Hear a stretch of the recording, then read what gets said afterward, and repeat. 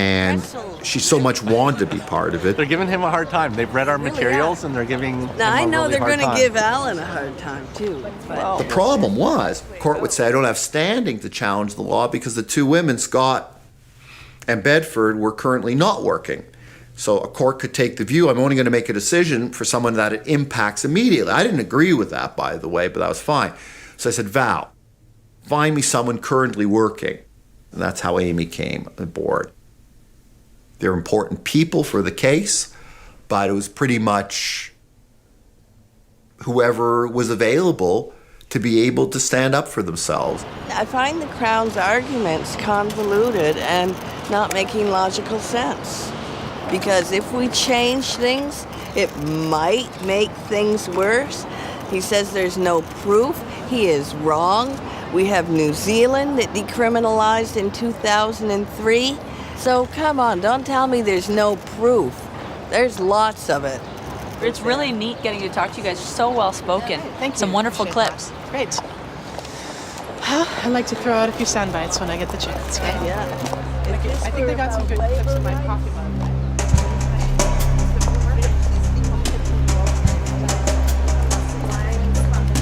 Today's the day that the interveners present our case.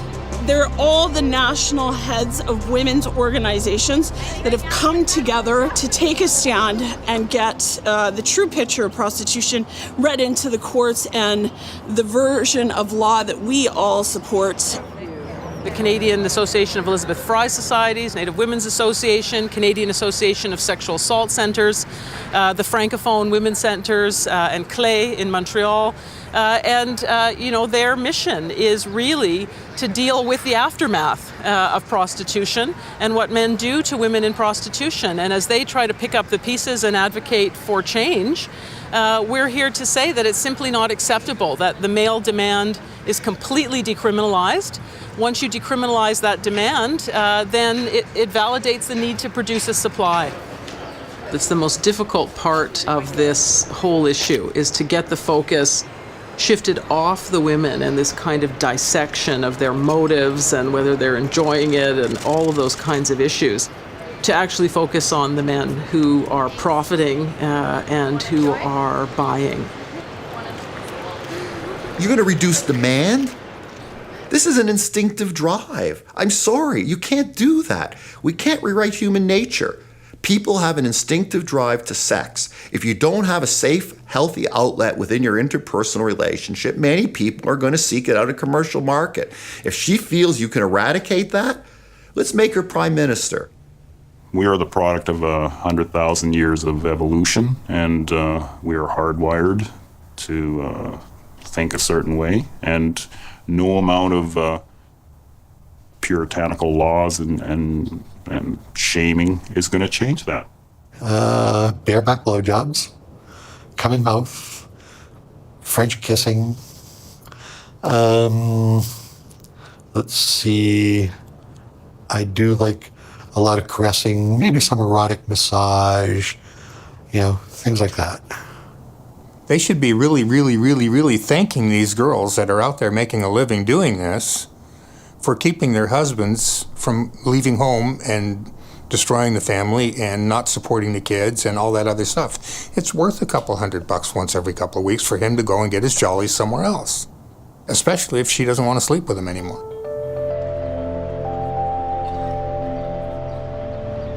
This is the Pickton legacy, is what people are saying, is this case needs to go ahead because of the horrific thing that happened in Vancouver. So I worked with Pickton's victims. I worked beside them. My friends were the ones that were found on his farm. I covered his trial as a reporter for a year, and I can honestly say that what we need to do in the legacy of Pickton's victims is criminalize the male demand. If there was no male demand, my friends would not have been on the streets. I would not have been on the streets. We need to set laws that create a positive environment for Canada to work towards, that creates a new Canada that we can work towards, and one that errs on the side of equality. Pardon me? Yeah. The stay is extended until ordered otherwise, which really means until the judgment comes down. We didn't come here today to commercialize prostitution. That's what the government says. We've come here to open up really rudimentary safety measures. Hire a bodyguard. That's not creating a huge corporate structure for prostitution. Hire a bodyguard, work in your home, behind closed doors, in a safe and secure environment for yourself. But it's more than the government making that argument. It's ex-workers. What do you say about their fears that this is going to increase recruitment? I say to these people, I'm sorry for what happened to you, but don't extrapolate from your experience into public policy. There's a huge gap between the two things. And full name and spelling, sir? Alan Young, AlanYoung. Thanks, Alan. Okay, everybody good? Okay. Can I Cool. talk to you now about the thing about medicinal marijuana? Yeah, but really quickly because I got a lot. If we pass the Swedish Small Law tomorrow, a Canadian version, it's not going to eliminate prostitution in a heartbeat. It's not like every man's all of a sudden going to zip up his pants and say no more, and every prostitute is going to say, okay, getting a different job. But it's about creating legacy. And this is for my daughter. This is for my grandchildren. Let's talk to the police. Let's see how they enforce, if it's helped what they do, and let's talk to men.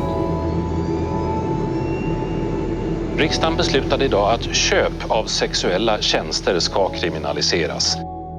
Den nya lag som från årsskiftet kriminaliserar den som köper eller försöker köpa sexuella tjänster märks redan av tydligt.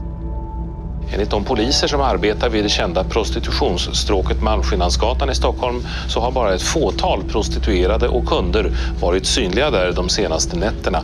Polisen fruktar dock att sexhandeln nu istället kommer att flytta inomhus eller ske via mobiltelefoner.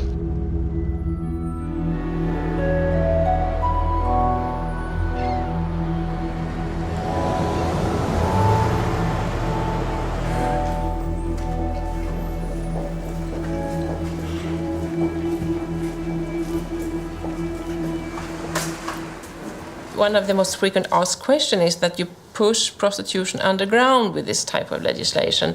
But even before the law, most of prostitution activities took place indoors.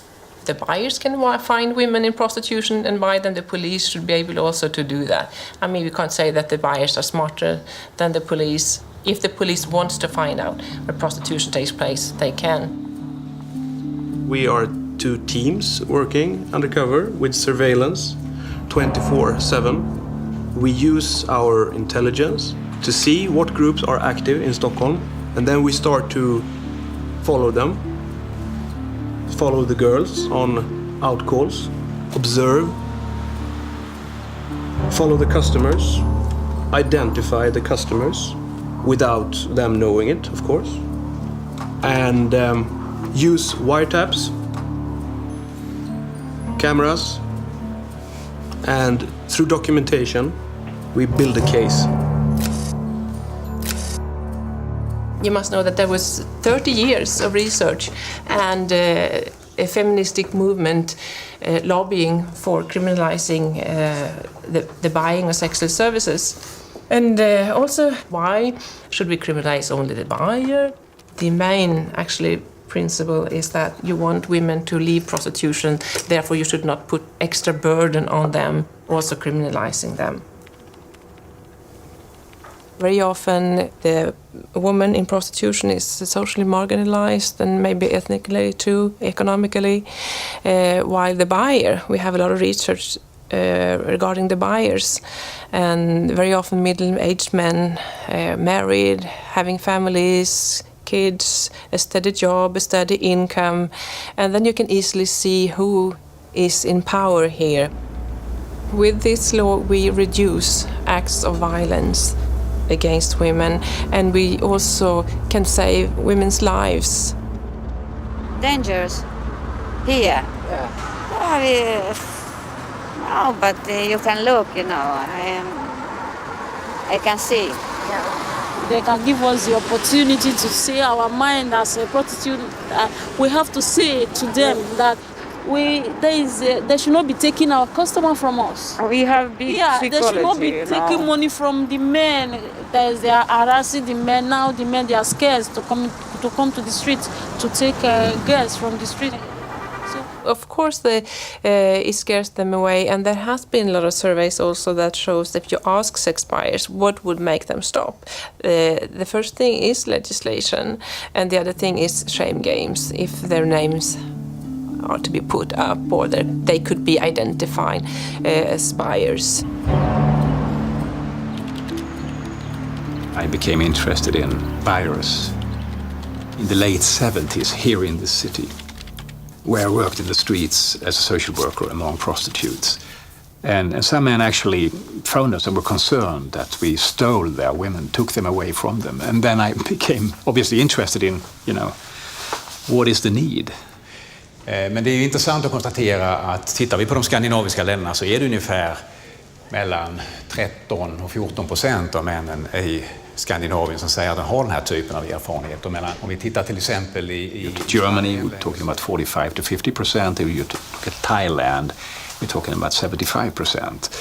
So if there was a sort of a component of sex drive, there was like sort of biologically a part of the biological constitution, those figures wouldn't vary so much. The way that sexuality expresses itself is more of a social and cultural construction than anything else.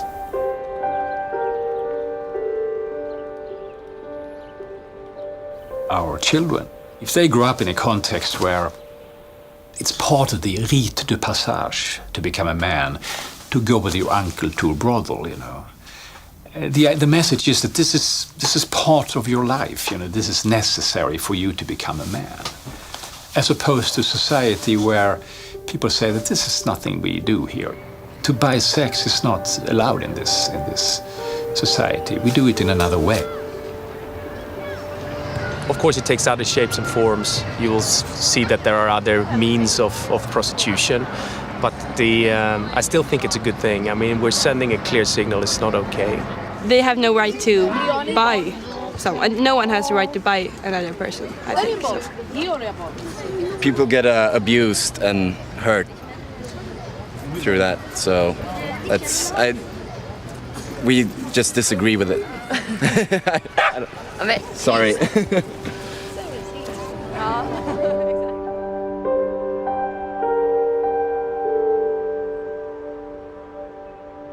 Women and men shall have equal power to shape the society and their own lives.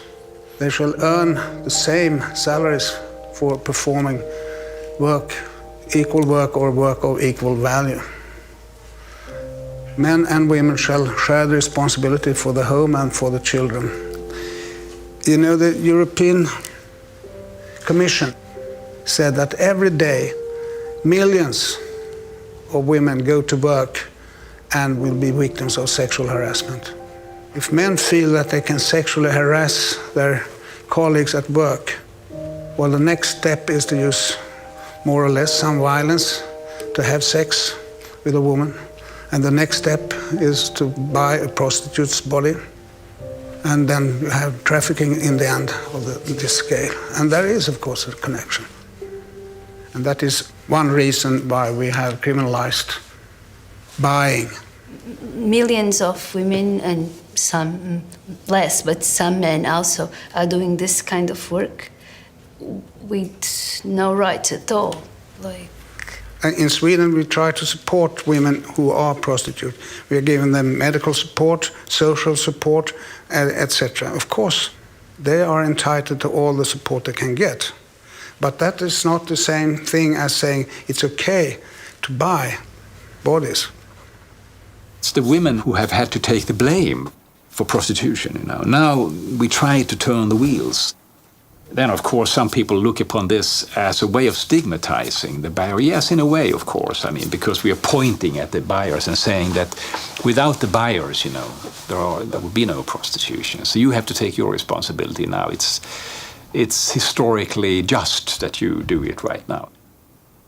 Without demand, the supply isn't going to be there. Without supply, the demand can do whatever it wants. But if there's nobody willing to do it, well, what are you going to do?